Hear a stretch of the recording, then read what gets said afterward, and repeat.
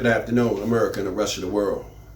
Xander J. Hobson here, stand-up comedian and entertainer, director and producer of boxing documentaries, and internet troll. To those who need internet trolling, this is another episode of the Devil's Advocate, brought to you by the Brilliant Artists Movement.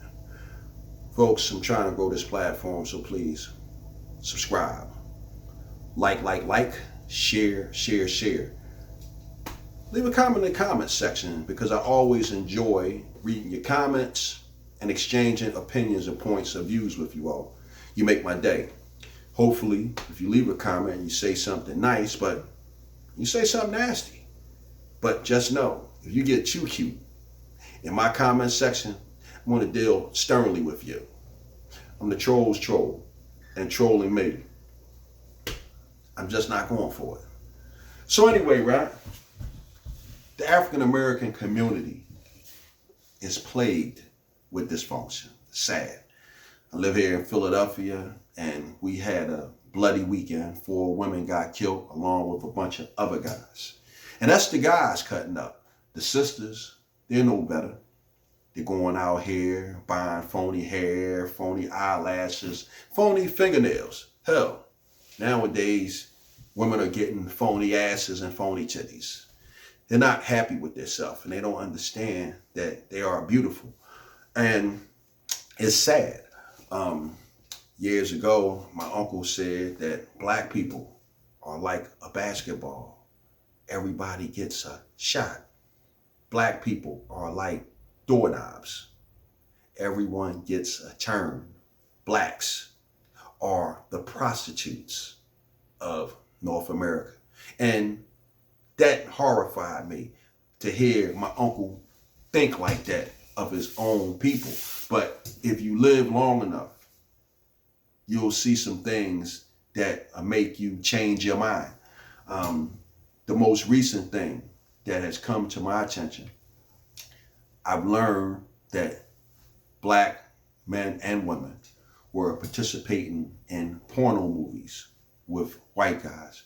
And in these porno movies, the white guys was banging the guys and the girls. One production is called Ghetto Gaggers. And again, the white men are in there screwing the black women.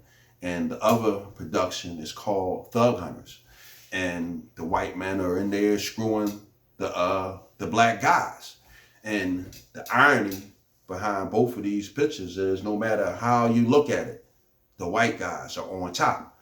And I find it to be embarrassing. It's one thing for a black man and a white man to be in a consensual relationship with one another, as well as a white man and a black woman. But when the premise of these productions are that the white man is like the slave master or the Klansman, and he's raping and violating the black man and the black woman, that's just a tough pill to swallow.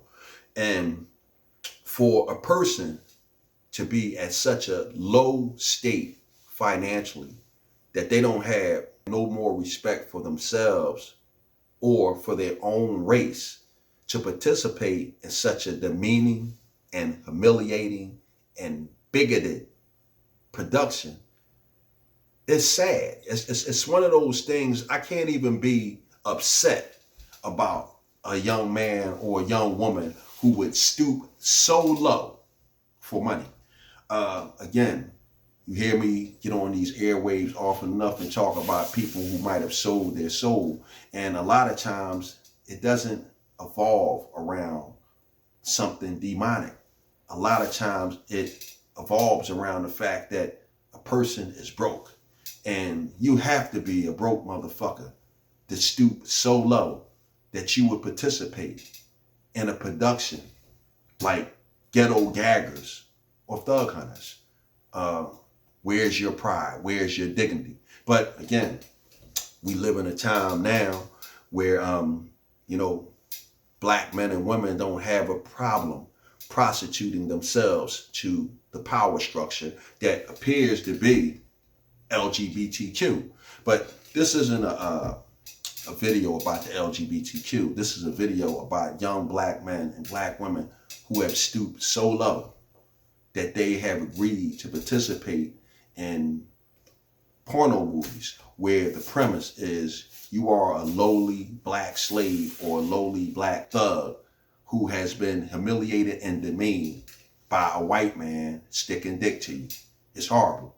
I understand that this is done out of desperation.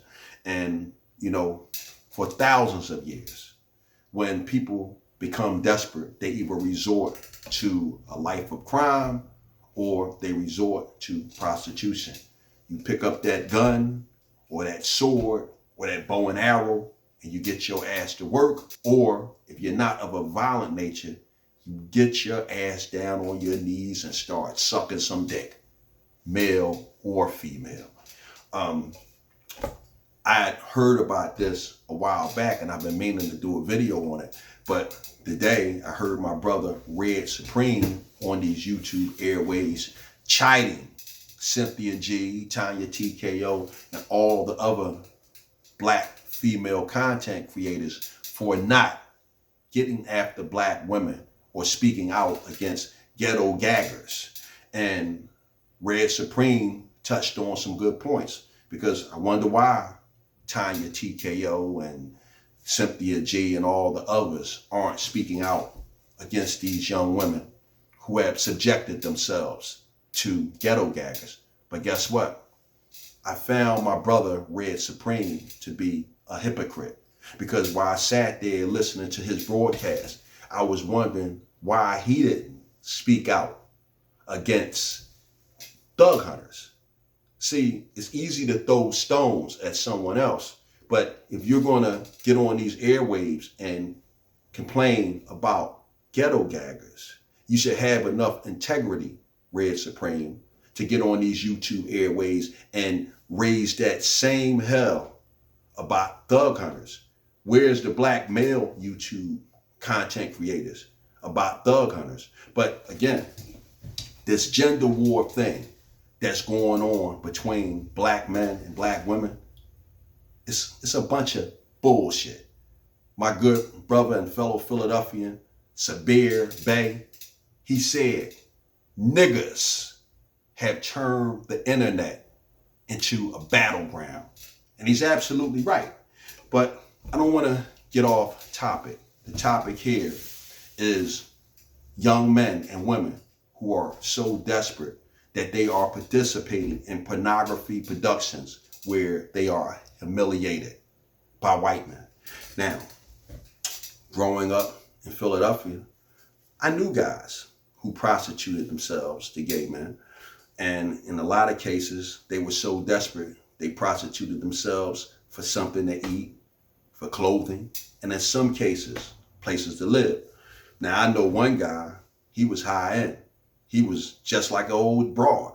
This dude prostituted himself for cars, money, and jewelry, and things of that sort. And the crazy thing about this guy, if you called him gay or fag or homosexual or something, this guy would get pissed at you, because he didn't see himself as a homosexual, nor did he see himself as committing homosexual acts for money. This fella saw himself as a mercenary, as an opportunist. But again, this fella's lust derived from his being broke.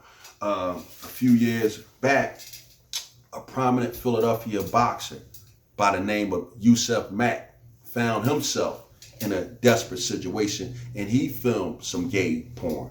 And his doing so was not only embarrassment to his family, it was also an embarrassment to the Philadelphia boxing community. But again, I get it.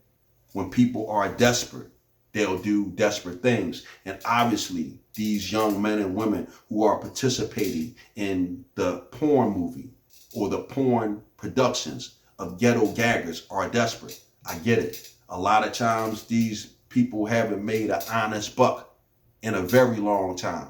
And when they get on these sites or these sets for these productions, and those guys reach in their pocket and pay them, a lot of times that is more honest money than they ever seen in their life. and they have no problem selling their souls. So this is what I was thinking about. I didn't mean to be long-winded. Again, this is just disheartening to me when I think about all the struggles that individuals like Dr. Martin Luther King, Malcolm X, the Honorable Elijah Muhammad, Marcus Garvey, when I think about the struggles that they made to move the black race forward, it saddens me to see how much we regressed. I think that personally, that African Americans, we are just a few notches above slavery. Again, you had black men killing one another left and right, and occasionally killing women and children.